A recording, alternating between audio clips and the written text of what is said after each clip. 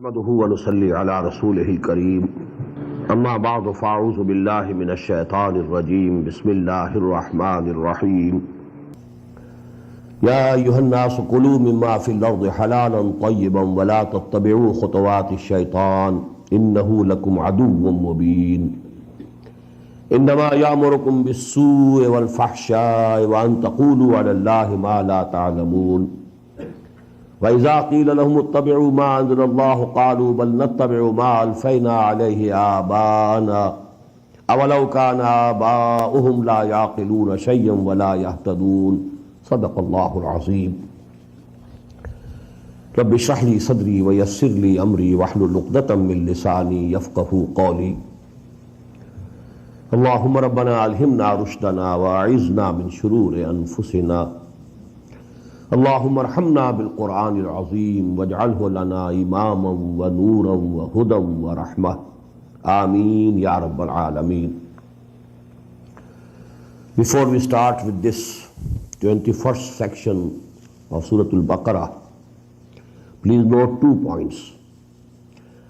As I told you that the 4 strands of the issues which are discussed in the second part, one is regarding the Sharia, Ahkamu Sharia.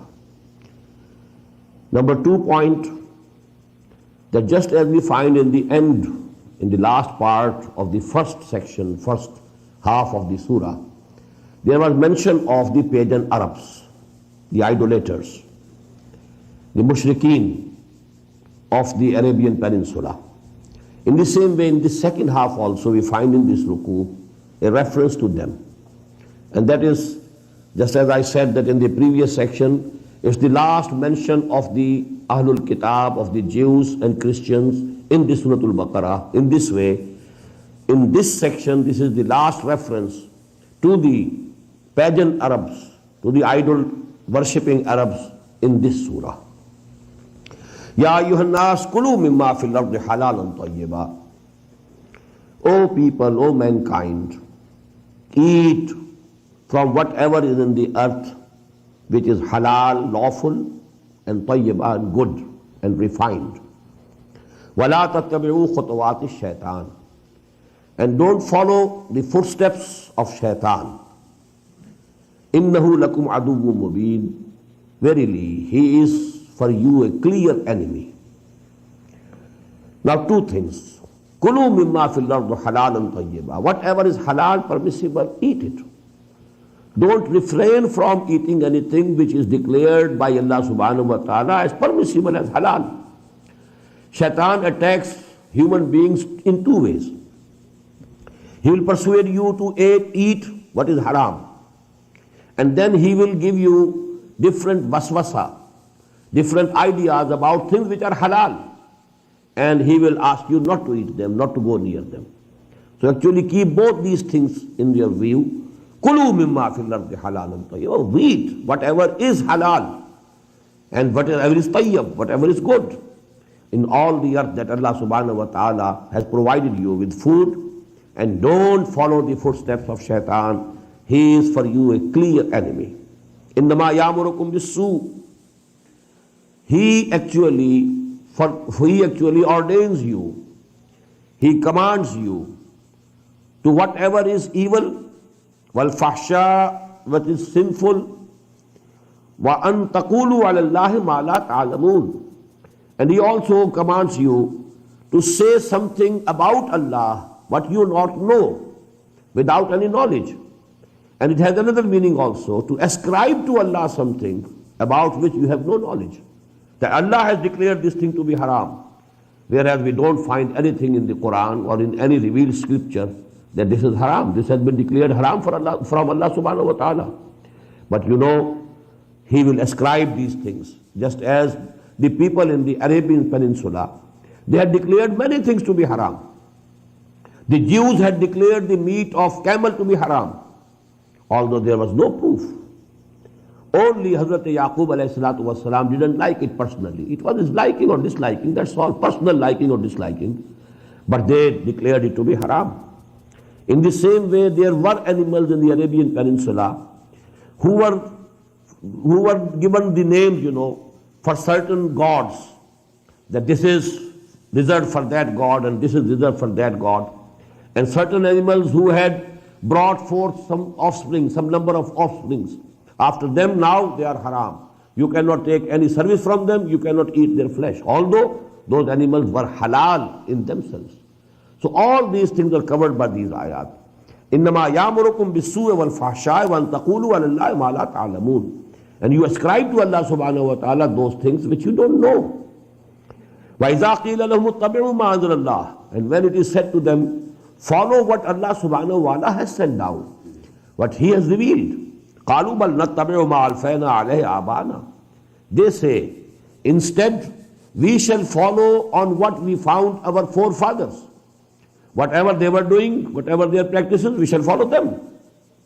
أَوَلَوْ كَانَ آبَاؤُهُمْ لَا يَعْقِلُونَ شَيْئًا. What? Will they follow their fathers, forefathers? Although it may be that their fathers were not knowing anything, were not understanding anything. أَوَلَوْ كَانَ آبَاؤُهُمْ لَا يَعْقِلُونَ شَيْئًا وَلَا يَهْتَدُونَ. And they were not the guided people, they were not on the guidance. وَمَثَلُ الَّذِينَ كَفَرُوا كَمَثَلِ الَّذِي يَنْعِقُ بِمَا لَا يَسْمَعُ إِلَّا دُعَاءً وَنِدَاءً. And the likeness of these people, these kuffar, who worship idols and who call them, their gods, their idols, for help and pray to them, prostrate before them, their likeliness is to the people, to a shepherd who calls his flock of sheep. Although this flock of sheep, they understand nothing, but only that someone is crying and someone is calling, except that. So just like animals, these idols even don't understand, don't hear, but they are calling them and they are praying to them. Summun bukmun umyun fahum la yaqilun. They hear nothing, they are dumb, they are deaf, they are blind, so they do not understand. Ya ayyuhallazina amanu kulu min tayyibati ma razaqnakum. Again repeating. O you who believe. In the beginning it was Ya ayyuhan nas. The address was to the whole of humanity. It was in the generalized terms. Now it is particularly the Muslims are addressed here. Ya ayyuhallazina amanu kulu min tayyibati ma razaqnakum. Eat from the good things with which we have provided you. Washkuru lillah. And be grateful to Allah subhanahu wa ta'ala. In kuntum iyyahu ta'budun. If you really worship Him and obey Him. Innama harrama alaykumul maytata. He has declared for you haram and He has forbade you from eating what? 4 things. Al-mayta, the flesh of dead animals. Wad-dama, and the blood. Wa-lahm al-khinzir, and the flesh of swine. وَمَا أُهِلَّ بِهِ لِغَيْرِ اللَّهِ, and whatever was sacrificed in the name of anything else, anyone else except Allah. وَمَنِ اسْتُرَّ غَيْرَ بَاغٍ وَلَا عَادٍ. Then whosoever is forced by necessity, he has nothing else to eat, and he is dying of hunger, he can eat from these things even. Although these things have been declared to be haram, najis in itself, in themselves. But a person who has nothing to eat, who cannot find anything more to eat, any other thing to eat, and he is going to die of hunger, he is allowed to eat from these also. فَمَنِ اسْتُرَّ غَيْرَ بَاغٍ وَلَا عَادٍ. There are 2 conditions. There must be no craving for it. You say that I am eating pork because I have no other thing to eat here. No. You are not going to die without taking pork here. Then maybe that you have some craving within your heart for this, and you are only, using it as only a lame excuse and nothing else. There should be no craving for it, no liking for it, wala adin. And only that much amount can be taken which will save you from dying, not more. فَمَنِ اسْتُرَّ غَيْرَ بَاغٍ وَلَا عَادٍ فَلَا إِثْمَ عَلَيْهِ. On such a person, if he takes some of these things which are forbidden, which are haram in themselves, there is no sin on him. إِنَّ اللَّهَ غَفُورٌ رَحِيمٌ. Verily Allah subhanahu wa ta'ala is forgiving and He is merciful. إِنَّ الَّذِينَ يَكْتُمُونَ مَا أَنزَلَ اللَّهُ مِنَ الْكِتَابِ. Verily those who hide and conceal what Allah subhanahu wa ta'ala has sent down from the book, in the book. وَيَشْتَرُونَ بِهِ ثَمَنًا قَلِيلًا. And they are purchasing, like accepting, in exchange, very low price. أُولَٰئِكَ مَا يَأْكُلُونَ فِي بُطُونِهِمْ إِلَّا النَّارِ. They are the people who are not eating into their stomachs and bellies except fire of hell. Although they might be eating very tasty foods, but this is actually the fire of hell, the cinders, burning cinders of hell, which they are putting in their stomachs and bellies. وَلَا يُكَلِّمُهُمُ اللَّهُ يَوْمَ الْقِيَامَةِ. Allah will not speak to them on the day of judgment, on the doomsday. وَلَا يُزَكِّيهِمْ. And He will not purify them. وَلَهُمْ عَذَابٌ أَلِيمٌ. And for them is a very painful torment. أُولَٰئِكَ الَّذِينَ اشْتَرَوُا الضَّلَالَةَ بِالْهُدَىٰ. They are the people who have purchased zalalah, error, and going astray in exchange for hidayah, hudan, in exchange for guidance. They have given up guidance, accepted zalalah. وَالْعَذَابَ بِالْمَغْفِرَةِ. They have exchanged azab for maghfirah. They could have maghfirah of Allah subhanahu wa ta'ala, forgiveness of Allah subhanahu wa ta'ala, but they have given it up and they have chosen the punishment and the torment of Allah subhanahu wa ta'ala. فَمَا أَصْبَرَهُمْ عَلَى النَّارِ. How bold they are for the fire of hell. ذَلِكَ بِأَنَّ اللَّهَ نَزَّلَ الْكِتَابَ بِالْحَقِّ. And this is because Allah subhanahu wa ta'ala sent down His book with haqq, with whole truth, the total truth. وَإِنَّ الَّذِينَ اخْتَلَفُوا فِي الْكِتَابِ لَفِي شِقَاقٍ بَعِيدٍ.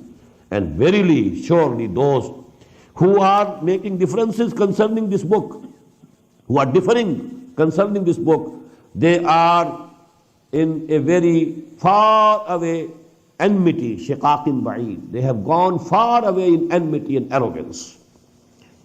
Now comes a very big ayah of the Quran and a very grand ayah.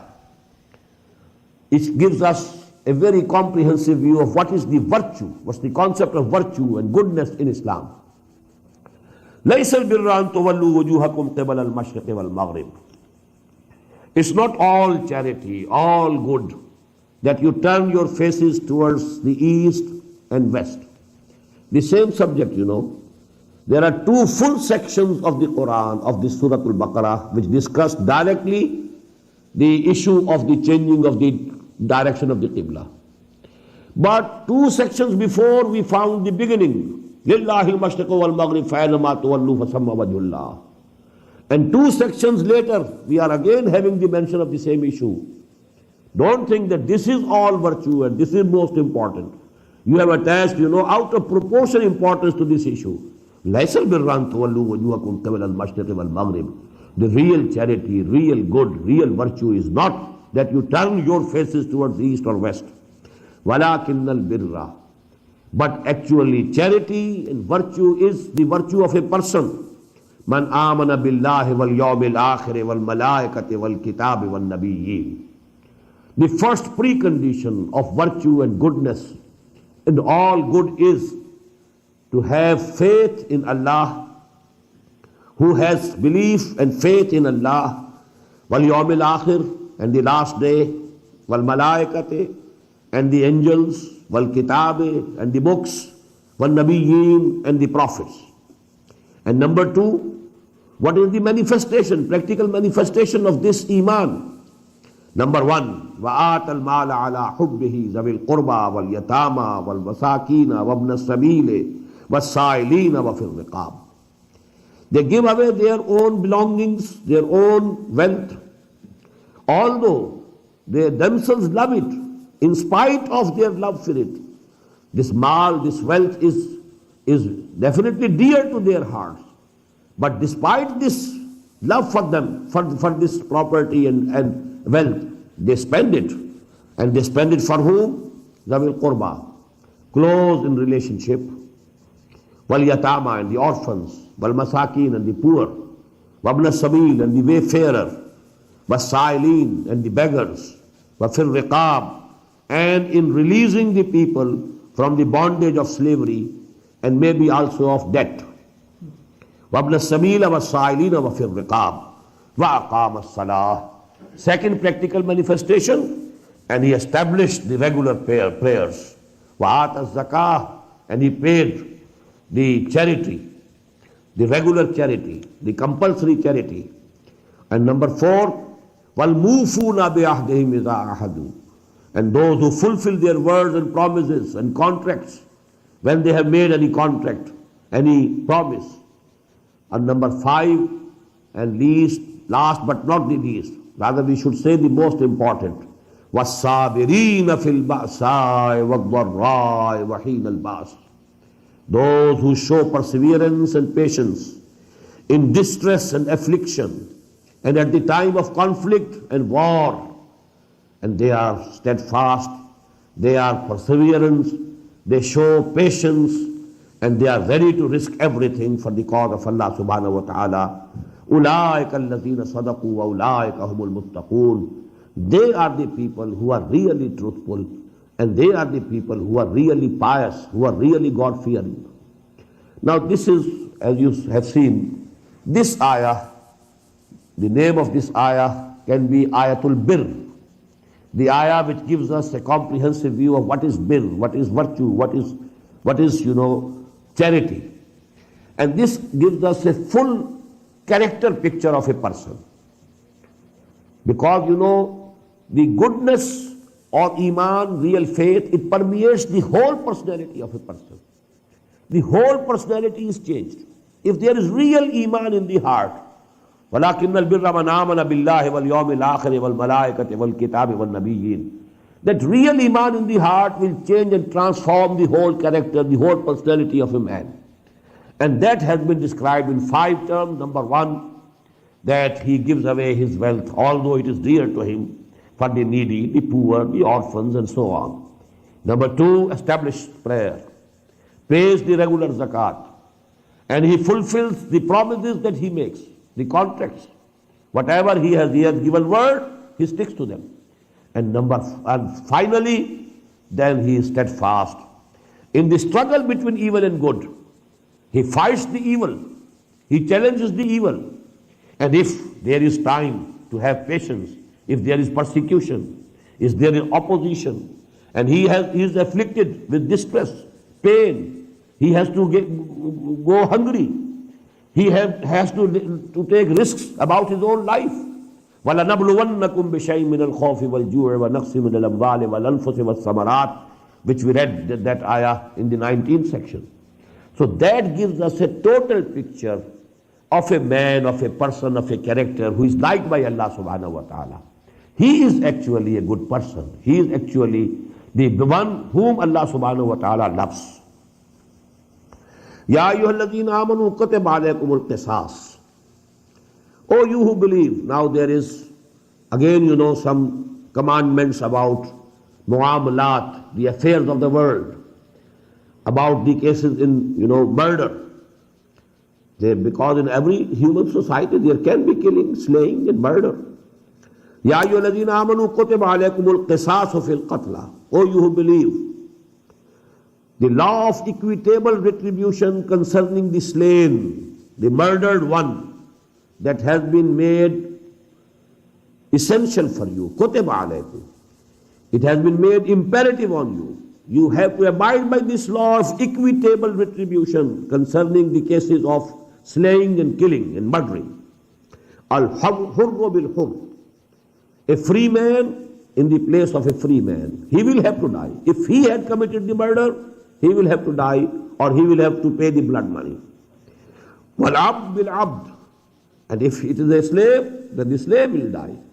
Not that because the slave he has killed a free man, so he is not equal to his life. No, a man is equal to every other man as regards the life. Wal unsa bil unsa. And if the murderer is a woman, then that woman will go. Faman ufiya lahu min akhihi shay'un. Whosoever is for whomsoever something is diminished from his brother.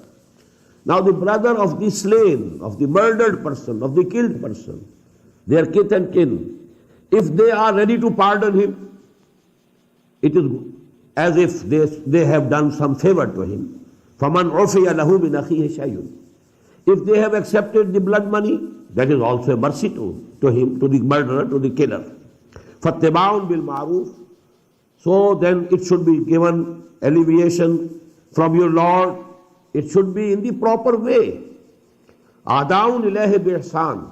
And that blood money should be paid to them in a very beautiful way. Not grudgingly. أَدَاءٌ إِلَيْهِ بِإِحْسَانٍ. ذَلِكَ تَخْفِيفٌ مِّن رَبِّكُمْ وَرَحْمَةٌ. And this is an alleviation, a decrease, a leniency from your Lord and a mercy. فَمَنِ اعْتَدَى بَعْدَ ذَلِكَ. Whosoever transgresses even after that, he has accepted the blood money also, and he is after the taking the life of the killer also. Whosoever does both the things, فَلَهُ عَذَابٌ أَلِيمٌ. For him there is a very painful punishment. So this is the beauty of the Islamic law about these cases of murder, If somebody is murdered, he has gone. Now, even if the killer is killed, the family of the murdered person gets nothing. But if, this family pardons the killer, now this killer, this murderer is under an ihsan of those people. And this will be good for both the parties. Otherwise, especially the tribal societies, killings go on, revenge taken from one tribe, then the people of the other tribe kill so many people of that tribe, then again this tribe takes the revenge and kills so many people of that tribe. It goes on. In dynasties it goes on. Generation after generation it goes on. But this law, it can produce a full stop. It can place a full stop on all these things, because now the duty of the state is to procure and hold and get that murderer, bring him to book. Now you place him at the mercy of the family of the man who was murdered. That family has the authority. If they want to forgive him, they can forgive him. If they want to accept blood money, they can accept blood money. So that is actually the beauty and the wisdom of the divine law in the case of murder. وَلَكُمْ فِي الْقِصَاصِ حَيَاةٌ يَا أُولِي الْأَلْبَابِ لَعَلَّكُمْ تَتَّقُونَ. And for you, O people of understanding, there is life in this law of equitable retribution concerning the slain, so that you may be saved. كُتِبَ عَلَيْكُمْ إِذَا أَحْضَرَ أَحَدَكُمُ الْمَوْتُ إِنْ تَرَكَ خَيْرًا الْوَصِيَّةُ. It has been made obligatory upon you, if death comes and the time of dying comes of a person amongst you, if he is leaving behind him some wealth, that he should prepare and give a will, wasiyah, lil walidain, for the parents, wal aqrabin, and the close in kith and kin, bil ma'roof, in a proper way, in a proper manner, in a reasonable, equitable manner. Haqqan al muttaqeen. It's a duty upon all people who fear Allah subhanahu wa ta'ala. Actually, this ayah has been abrogated in toto, because when in Surah An-Nisa the law of inheritance was revealed in detail, this is the portion of the father of the deceased, this is the portion of the mother of the deceased, and this is the portion of the daughters, this is the portion of the sons, and if there is none among the parents or the offsprings, then this wealth can go to the brothers and sisters and so on. When that law was revealed, this thing was abrogated. Now it is not necessary for any Muslim to prepare a will, because whatever he leaves behind him, it will be distributed according to the law of the Sharia, law of inheritance. But if somebody wants to make a will, he can make up till 1/3 of his property only. And none of the inheritors, the regular inheritors according to the Islamic law, cannot be given anything in the will. That is the portion that Allah subhanahu wa ta'ala has fixed. They will get only the fixed portion. This will can be only for other people, some poor people, some institutions, some work of charity that can be given, but up till the limit of 1/3 of the total property, not all. not more than 1/3. So this is applicable only now to the 1/3 of the property of a person who has died, and rest of it will definitely be distributed according to the law, detailed law, which is revealed in Surah An-Nisa. So it can also be said that this ayah has been abrogated totally, because it is no more essential, obligatory for a Muslim to have a will. So, كُتِبَ عَلَيْكُمْ إِذَا حَضَرَ أَحَدَكُمُ الْمَوْتُ إِنْ تَرَكَ خَيْرًا لِلْوَصِيَّةِ. This commandment has been abrogated in toto. But a part of it has been retained by Muhammad sallallahu alayhi wa sallam. It is from Sunnah, that if somebody wants to give something in a will, then he can do it up till 1/3 of his property. فَمَنْ بَدَّلَهُ بَعْدَ مَا سَمِعَهُ. But then whosoever changes it after he had listened to it, فَإِنَّمَا إِسْمُهُ عَلَى الَّذِينَ يُبَدِّلُونَهُ.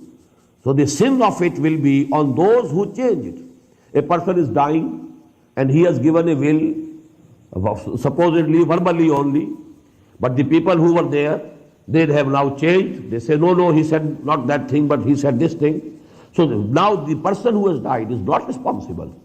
He will not to be blamed on the day of judgment. It will be those who have changed his will, they will be brought to the book and they will be blamed. Inna Allah Samiyun Alim. Verily Allah subhanahu wa ta'ala listens to everything and He knows everything. فَمَنْ خَافَ مِنْ مُوسٍ جَنَفًا. Whosoever fears that the deceased person, the person who has died and who has given a will, janafan aw isman, he has done some injustice in his will, or he has done some wrongdoing. If there is the fear that he has committed a mistake, he shouldn't have done this, it is unjust, the distribution that he has given in his will is not based on justice, فَأَصْلَحَ بَيْنَهُمْ. Then there must be a dispute. Those who have been given less, they will stand and demand more. Then if they agreeably, if they change it and they set the matter right by mutual consultation, فَأَصْلَحَ بَيْنَهُمْ فَلَا إِسْمَ عَلَيْهِ. Then there is no sin on them. It is not sacrosanct that whatever the will is, it has to be implemented as such. No. If it is thought that it is unjust, injustice has been done, and then now by mutual agreement, some adjustments are made, so there is no harm in it, and there will be no sin in it. Ya ayyuhalladhina amanu kutiba alaykumus siyam. Now the other strand, and that is of ibadat. Now song. Ya ayyuhalladhina amanu kutiba alaykumus siyam kama kutiba ala alladhina min qablikum la'allakum tattaqun. O you who profess to believe, keeping fast has been made mandatory for you, just as it was made mandatory for them who were before you.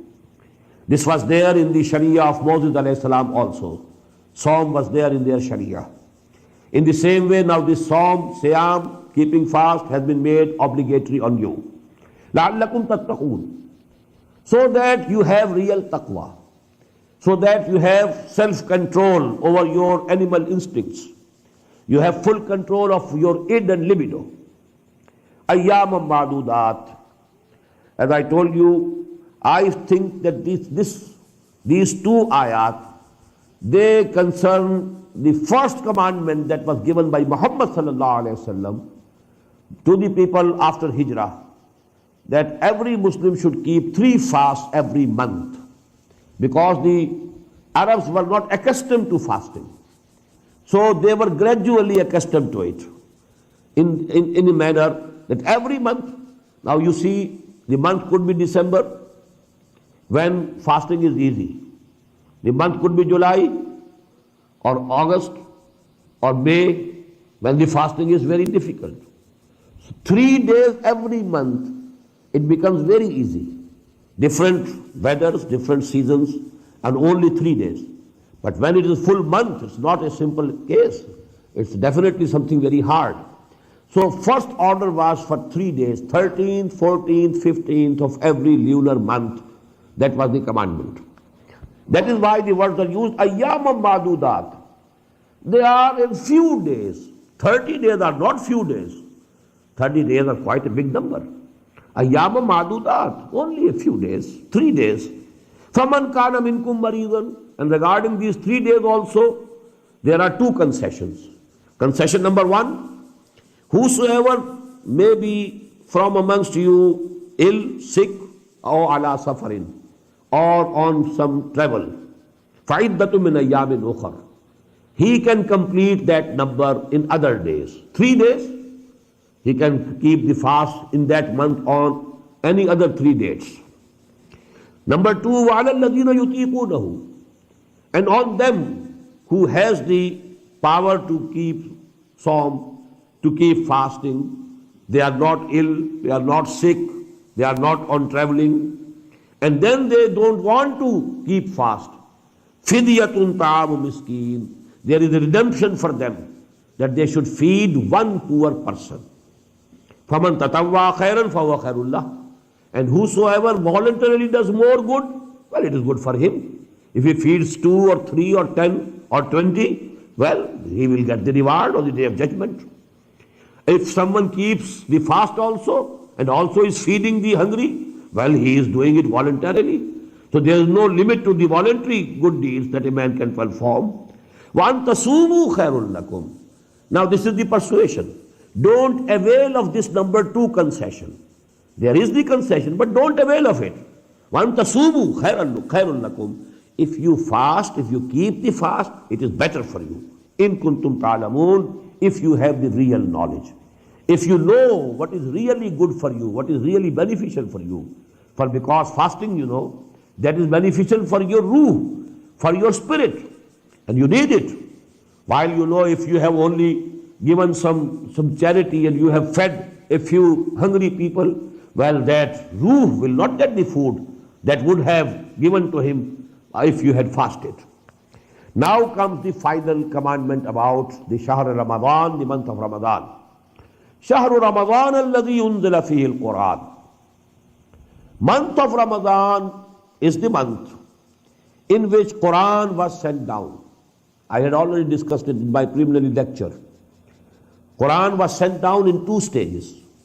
Stage number 1, from the Kitabum Mahfuz, Lawhim Mahfuz, Kitabum Maknoon, Fi Ummil Kitab, to the first heaven, to the first sky. And that was done in toto, at once, one piece. In one night, that night is Laylatul Qadr, and in 1 month, that was Ramadan. That is Inzal. Shahru Ramadan alladhi unzila fihi al-Quran, inna anzalnahu fi Laylatil Qadr. And second stage was that from there, the Archangel Jibreel alayhi salatu wasalam brought down Quran bit by bit, piece by piece, to the heart of Muhammad sallallahu alayhi wasallam.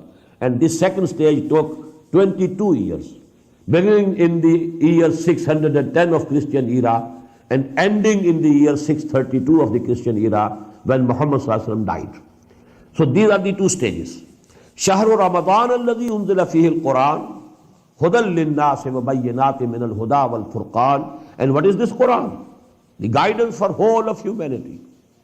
Now we can very easily compare. Here we find guidance for whole of humanity. And in the beginning of this surah was guidance for the muttaqeen, hudan lil-muttaqeen.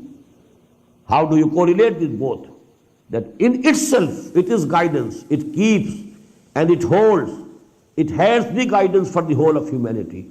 But you know, only those will be able to avail the guidance of Quran who have real taqwa in them, who are God-fearing, who want to save them, who have the real and living moral law within them. This moral sense is there. They know what is bad, what is good. They want to be good. For them only, they can only avail from the guidance of this book. Hudan lil-nasi wa bayyinatin min al-huda. And this guidance is in very clear terms, bayyinat, self-evident. Wal-furqan, and the criterion between good and bad, evil and good, between false and real. فَمَنْ شَهِدَ مِنْكُمُ الشَّهْرَ فَلْيَصُمْ. Now whosoever of you witnesses this month, he has to keep fasting throughout the month. فَلْيَصُمْ ho. This pronoun ho is going towards Shahr Ramadan. The whole month of Ramadan you have to keep fasting. وَمَنْ كَانَ مَرِيضًا أَوْ عَلَى سَفَرٍ. of the original two concessions, one has been retained, and that is why it has been repeated. Whosoever among you is ill or sick, aw ala safarin, or he is on some travel, فَعِدَّةٌ مِّنْ أَيَّامٍ أُخَرٍ, he will complete the number. If the number was 30 days of Ramadan, you have to complete 30 days. If the number was that year 29 days of Ramadan, you have to complete 29 days. That number of the month of Ramadan has to be completed. The second concession is now abrogated. That is no more. But here also we find, from the wisdom of the Prophet ﷺ, that he has retained for a very extreme cases, a man who is very sick, and he cannot keep fasting. There is fear that he may die. A person, he is suffering from a disease from which there is no hope of recovery, and he cannot bear this hardship of fasting. For them, the Prophet ﷺ has retained that option, that in place of one day of fasting, they can feed one poor person. But not generally, not the healthy people, not the people who can go to fast. They cannot avail of this concession now. This is gone forever. يُرِيدُ اللَّهُ بِكُمُ الْيُسْرَ وَلَا يُرِيدُ بِكُمُ الْعُسْرَ. Allah intends for you ease, not difficulty. Don't be cruel to yourself. If you are suffering from fever, high fever, don't keep the fast. When Allah subhanahu wa ta'ala has given you the concession, He intends for you ease, not difficulty. وَلَتُكْمِلُوا الْعِدَّةَ. But anyhow, you have to complete the figure, the number now. That is obligatory. That figure, that number is to be completed. وَلَتُكَبِّرُوا اللَّهَ عَلَى مَا هَدَاكُمْ. And so that you glorify Allah. Rather, the word should be magnify Allah. Takbir means to make something bigger and bigger. Allahu Akbar, Allah is the greatest. So now the saying Allahu Akbar, this is takbir. But actually only saying is not sufficient. To make Allah supreme, to make the deen of Allah supreme, so that He is obeyed in all aspects of life. It is actually takbir of the Rabb, that He is really accepted as great, as the biggest, as the greatest, as the authority, as the sovereignty blessed with Him. So actually this is takbir. وَلَتُكَبِّرُوا اللَّهَ عَلَى مَا هَدَاكُمْ. But this takbir, after the Psalm, after the month of Ramadan, when there is Eid, then we have special takbir. In the Salah of Eid, there are additional takbir. This takbir, saying Allahu Akbar, is also takbir. وَلَتُكَبِّرُوا اللَّهَ عَلَى مَا هَدَاكُمْ. And this takbir is on the guidance that Allah subhanahu wa ta'ala has given you. You should magnify Him, glorify Him on the guidance that He gave you. The blessings of Allah subhanahu wa ta'ala that came to you in the form of Quran. وَلَعَلَّكُمْ تَشْكُرُونَ. And so that you can really be grateful to Allah subhanahu wa ta'ala. Now this has a very deep meaning. As I told you, man is composed of two constituent parts. The animal existence, the material existence, and the spiritual existence. Both are self-sufficient and independent, joined together. The tendencies of both are different, rather opposite to each other. One has come from this earth, from the clay of the earth, from the crust of the earth. The other has come from Allah subhanahu wa ta'ala. يَسَأَلُونَكَ عَنِ الرُّوحِ قُلِ الرُّوحُ مِنْ أَمْرِ رَبِّي. Our animal being, the source is this earth. And everything that we need for this animal being, for its feeding, for its requirements, all things come from there, from the earth. The food is coming from there. Everything which rejuvenates this body, this animal existence, coming from the earth. And now for this ruh, something that comes from Him, from whom the ruh has come. That is the only thing that can give him the strength, the real life, the vigor. This ruh needs, feeding. And the food of this ruh and this spirit is the word of Allah subhanahu wa ta'ala. Because it is in itself manifestation of the word of kun fayakun. Every ruh of ours is a word of kun from Allah subhanahu wa ta'ala. And its strength it will be strengthened it will be revived, it will be rejuvenated, it will be revitalized by the word of Allah subhanahu wa ta'ala, by Quran. And that is what we are doing. Keeping the fast during the day, and during night we are awake with this Quran. Actually, this is the two-pronged attack for this spiritual purification during the month of Ramadan. During the day, you are with fast. You are suppressing your animal existence. You are weakening it. At least some weakening is there. Although the weather may be very good, but then starvation, refraining from food and drinking, it has that effect, definite effect. And then in the night, keep awake, stand, listen to Allah's kalam, His words. Let it be absorbed in the soils of your hearts and your minds. And that is actually, then you will know what a big blessing this Quran is. And then you will be able to give the thanks to Allah subhanahu wa ta'ala proportionately. And the next result is, وَإِذَا سَأَلَكَ عِبَادِي عَنِّي فَإِنِّي قَرِيبٌ. When the ruh awakens, when the ruh is revitalized, it wants to get nearer to Allah subhanahu wa ta'ala, to its real source. كُلُّ شَيْءٍ يَرْجِعُ إِلَىٰ أَصْلِهِ. This is the saying of the Arabic language. Everything wants to return to its own source. The source of this ruh is Allah subhanahu wa ta'ala. So when it is awakened and when it has been revitalized, it wants to be nearer to Allah subhanahu wa ta'ala. And when, O Muhammad sallallahu alayhi wa sallam, my bondsmen, ibadi, ask you about me, فَإِنِّي قَرِيبٌ. Tell them I am very near to them. I am not far off. I am very close to their hearts. I am nearer to them than their jugular veins. I am with them wherever they are. هُوَ مَعَكُمْ أَيْنَ مَا كُنْتُمْ. He is with you wherever you are. أُجِيبُ دَعْوَةَ الدَّاعِ إِذَا دَعَانِ. I respond to the invocations. I respond to the prayers, supplications of my bondsmen. إِذَا دَعَانِ. Where and when they call me, where and when they pray me, I listen to their prayers. I accept their prayers. I respond to their supplications and prayers. فَلْيَسْتَجِيبُوا لِي. Now this is the other aspect, as I told you today, that the relationship between Allah and His bondsman is two-sided. فَاذْكُرُونِي أَذْكُرْكُمْ. Remember me, I will remember you.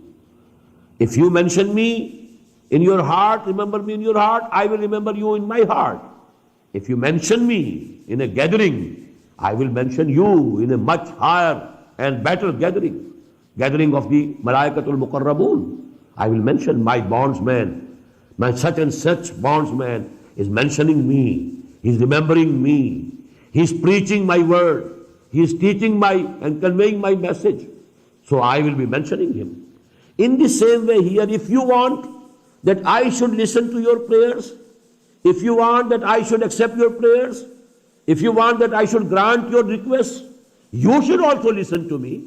You should also hearken to me. You should also respond to me. You should also accept my commands. فَلْيَسْتَجِيبُوا لِي وَلْيُؤْمِنُوا بِي. So they should also listen to me. They should also respond to me. They should also have faith in me. وَلْيُؤْمِنُوا بِي لَعَلَّهُمْ يَرْشُدُونَ. So that they are led aright and they go straight to the final destination when Allah subhanahu wa ta'ala will be pleased with them. رَضِيَ اللَّهُ عَنْهُمْ وَرَضُوا عَنْهُ.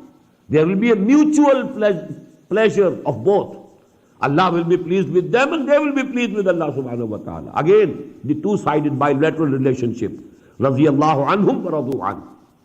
Now this ayah has another aspect of importance, and that is that this is the biggest Magna Carta of the rights of human beings that was given to humanity 1400 years ago. Otherwise, human beings were at the mercy of people who said to them, well, we are intermediaries between you and Allah and your God. You have to please us before you can place your applications and your prayers and your wishes and your requests to Allah, to your God. All the peers, all the pandits, all the pujaris, this is P. Everywhere you will find this word, peer, pandit, pujari, parohat, pope. All it's from me. And they have been exploiting humanity. Actually, this is the biggest exploitation. One exploitation was in the economic field through the landlords, through the feudals, through the kings. They are extracting taxes from the people. People are working hard in the fields. But when it is harvested, the lion's share is taken by the landlord or the feudal, the lord, and the biggest part goes to the king. So these were the two exploitations. The political exploitation of man and the religious exploitation of man. You have to present here something. That is why in that temple of Somnath, the amount of wealth, gold that was gathered over there. Where from did it come? From people who had some applications, some wishes. They wanted to pray to their gods, and they had to please the custodians of that temple first. So that was actually, and Allah subhanahu wa ta'ala has freed us. पीराने कलीसा को कलीसा से उठा दो, क्यों खालिक व मखलूक में हाइल रहे पर्दे. There shouldn't be any distances between the creator and the created. They can communicate directly. You can communicate with me wherever you like. It's only you don't want to communicate with me because you have a guilty conscience, because you are earning haram, you are eating haram. You don't have the face to face Allah subhanahu wa ta'ala. You don't have the tongue to talk to Him because everybody knows what He is. He knows what I am. Therefore He wants, some other ways, by hook or crook. You please some peer and you place something on the grave of some big waliullah, and then all your wishes will be granted. So that is actually a very cunning way of exploitation that has been given an end by this ayah. وَإِذَا سَأَلَكَ عِبَادِي عَنِّي فَإِنِّي قَرِيبٌ أُجِيبُ دَعْوَةَ الدَّاعِ إِذَا دَعَانِ. You need not go anywhere to call me. You need not please anybody to call me, to be able to communicate with me. Only whenever you like, but with sincerity. Make a firm resolve. I will respond to Allah's call. I will listen to Him. I will obey Him. I will act according to His commandments. And then talk to Him. He will listen to you. He will grant your requests. وَإِذَا سَأَلَكَ عِبَادِي عَنِّي فَإِنِّي قَرِيبٌ أُجِيبُ دَعْوَةَ الدَّاعِ إِذَا دَعَانِ فَلْيَسْتَجِيبُوا لِي. The second part of this covenant should be also fulfilled. They also should listen to me, hearken to me, and they also should respond to me, and they also should have real faith in me, لَعَلَّهُمْ يَرْشُدُونَ, so that they reach the final destination of success. وَحِلَّ لَكُمْ لَيْلَةَ الصِّيَامِ الرَّفَثُ إِلَىٰ نِسَائِكُمْ. Now this very lengthy ayah, it gives final rules and regulations about the fasting in Islam. Because previously in the former Muslim Ummah, there was no sehri, no eating or drinking after you said your night prayer. For example, after Isha, no eating, nothing of the sort, till the next Maghrib, when night starts again. So the fast covered the night as well as the day. Only for a little time between Maghrib and Isha you could eat and drink and nothing else. Here, this now fasting has been reduced to only the daytime, from the dawn to the sunset. So this is then there was no sexual intercourse also permitted during the fasting, because the night was also included in the fast. So there could be no sexual intercourse between the husband and the wife. So these things were there in as practices among the Jews. And the Muslims of Medina, they were seeing that the Psalm in the Jews has these additional limitations. So they thought that they are included in Islamic laws also. Although there was no mention of it before in the Quran, either to the contrary or confirming those regulations. But some people thought that it is not lawful, it is not permissible to have sexual intercourse with their wives. But still, they were doing it. So in a way, they were betraying themselves. They were doing khiyanah with their own selves. So Allah subhanahu wa ta'ala has mentioned it first in this ayah, and then given the final rules that this is the difference between the Psalm of Islam and the Psalm of the Jews of the previous Ummah. أُحِلَّ لَكُمْ لَيْلَةَ الصِّيَامِ الرَّفَثُ إِلَىٰ نِسَائِكُمْ. It has been declared lawful for you to have sexual contact with your wives during the nights of the fasting. The fasting is for the day, not for the night. هُنَّ لِبَاسٌ لَكُمْ وَأَنْتُمْ لِبَاسٌ لَهُنَّ. They are like a covering, because just as they dress, they are like dress to you, and you are like dress to them.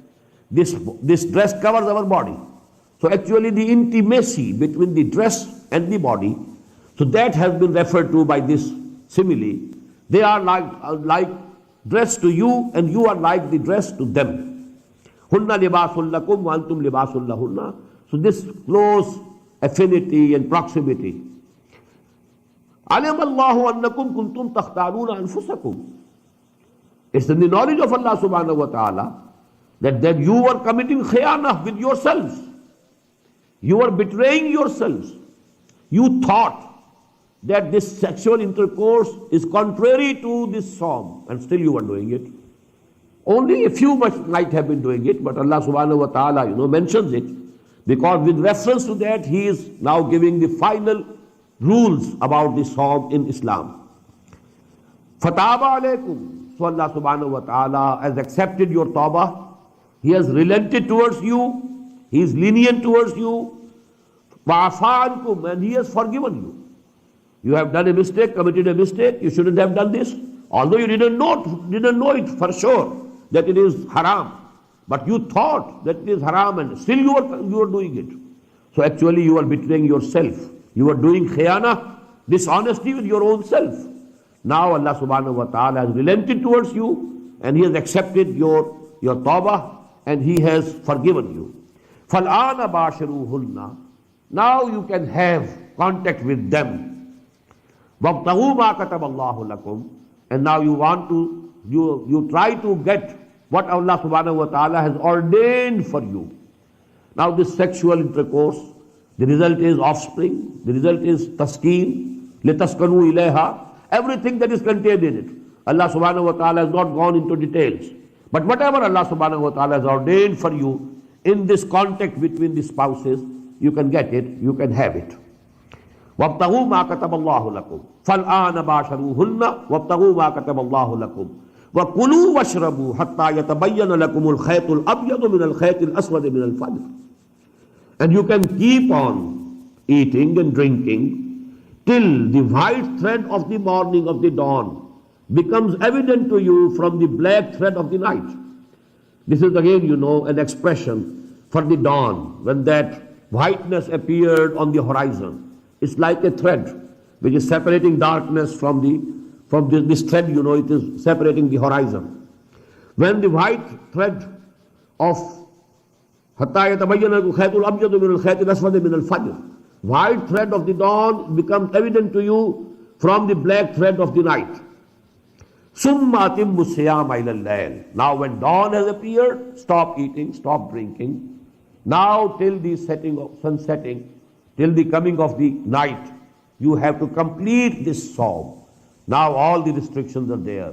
No eating, no drinking, no sexual contact, nothing of the sort. All things prohibited. وَلَا تُبَاشِرُوهُنَّ وَأَنْتُمْ عَاكِفُونَ فِي الْمَسَاجِدِ. An additional limitation. And that is when you are mu'takif.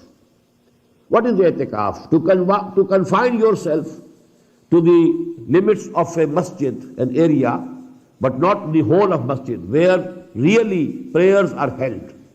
Because there are additional things, amenities, they are not included in the definition of masjid. Masjid is only the place where people really bow and prostrate and where they offer their prayers. So you restrict yourself, cut off from the other worldly, your routine activities, and now you are absolutely with Allah subhanahu wa ta'ala, remembering Him, praying Him, reading Quran, doing whatever He has commanded to do. So all these things you can do. But you can't go out of these limits of the mosque, except when there is real need. If you have to respond to the call of the nature, you can go to the bathroom, the washroom, that's all. But otherwise, you cannot go out. So when you are mu'takif in the masajid, وَأَنْتُمْ عَاكِفُونَ فِي الْمَسَاجِدِ, then you cannot have any sexual contact with your wives, even during the nights of the Sawm. These are for the 10 days, the Masnoon I'tikaf, the last 10 days. After the night of the 21st begins, this is the beginning of I'tikaf, Masnoon I'tikaf. Nafil I'tikaf, voluntary I'tikaf can be for smaller period, can be at any time, during any month, any day. But this Masnoon I'tikaf, which was the practice of the Prophet ﷺ, it is last 10 days of every month of Ramadan. وَأَنْتُمْ عَاكِفُونَ فِي الْمَسَاجِدِ تِلْكَ حُدُودُ اللَّهِ. These are the limitations laid down by Allah subhanahu wa ta'ala. فَلَا تَقْرَبُوهَا. Very beautiful. Don't go near them. At certain places in Quran there is لَا تَعْتَدُوهَا. Don't transgress the limits of Allah subhanahu wa ta'ala. Transgressing, you go out from the limits, it's something else. Don't go near them. Keep at a safe distance. If you are very near to it, then it's just possible that you can just cross it. Maybe unknowingly you have crossed the limits, because you are very near to the final limits. So keep at a safe distance from the limits that Allah subhanahu wa ta'ala has laid down. Tilka hududullahi fala taqrabuha. These are the limitations laid by Allah subhanahu wa ta'ala. So don't go near them. Keep yourself at a safe distance from them. كَذَلِكَ يُبَيِّنُ اللَّهُ آيَاتِهِ لِلنَّاسِ لَعَلَّهُمْ يَتَّقُونَ. In this way Allah subhanahu wa ta'ala explains his ayat. All his commandments are being explained. Everything which was doubtful about this ibadah, this mode of worship of Sawm, now it has been cleared. All the things have been explained. كَذَلِكَ يُبَيِّنُ اللَّهُ آيَاتِهِ لِلنَّاسِ. In this manner Allah subhanahu wa ta'ala makes his commands, his ayat clear for the people. لَعَلَّهُمْ يَتَّقُونَ. So that they can be saved. They don't transgress the laws. They don't transgress the hudud of Allah, the limitations of Allah unknowingly. So Allah subhanahu wa ta'ala has made everything clear and plain. وَلَا تَأْكُلُوا أَمْوَالَكُمْ بَيْنَكُمْ بِالْبَاطِلِ.